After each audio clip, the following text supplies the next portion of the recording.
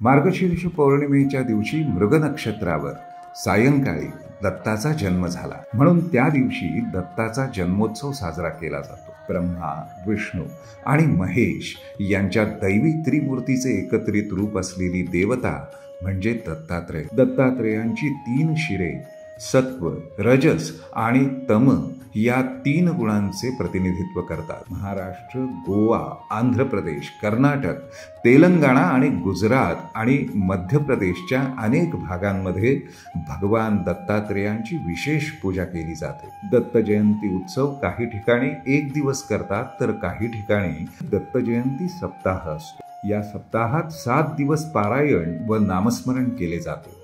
कोकणातील देवगड तालुक्यातील बागमाळा या गावी 114 वर्षांपासून दत्त जयंती सप्ताह साजरा करतात. दत्त जयंतीच्या दिवशी पालखी सोहळा, तदनंतर दत्तगुरूंची प्राणप्रतिष्ठा, पूजन, आरती होते. दत्तगुरू महाराजांसमोर 24 तास दिवाबत्ती, टाळ मृदुंगासोबत नामस्मरण अखंडत राहावे यासाठी वाडीतील 3-4 घरांचे 4 तासांचे 7 दिवसांचे वेळापत्रक आखले जाते. 7 दिवस रोज रात्री भजन होते. या भजनाच्या ठेक्यावर टाळ वाजवत अतिशय सुंदर असा नृत्य रिंगण सोहळा पाहायला मिळतो.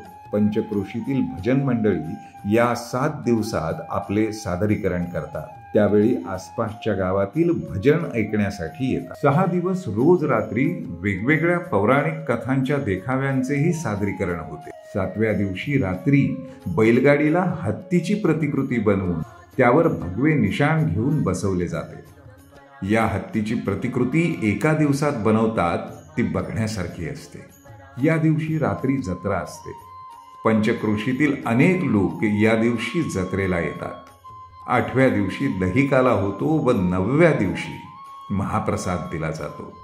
हा महाप्रसाद फक्त पुरुष मंडळी बनवतात. चाकरमानी आपल्या परिवारासह या सप्ताहाला आवर्जून येतो. अवधूत चिंतन श्री गुरुदेव दत्त.